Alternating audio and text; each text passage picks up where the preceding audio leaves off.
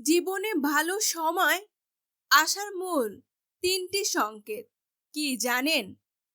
যখন দেখবেন আপনার জীবনে প্রচুর পরিমাণে দুঃখ এসেছে, তখন বুঝবেন যে এই দুঃখের পরই ভালো সময় অবশ্যই আসে। কারণ ভালো সময় যেমন চিরদিন থাকে না, তেমন খারাপ সময়ও চিরদিন থাকবে না। যখন পরিবারের চাপ আপনার মাথায় এসে পড়বে, তখন বুঝবেন আপনি সফলতার পথে খুব দ্রুত পৌঁছে যাবেন।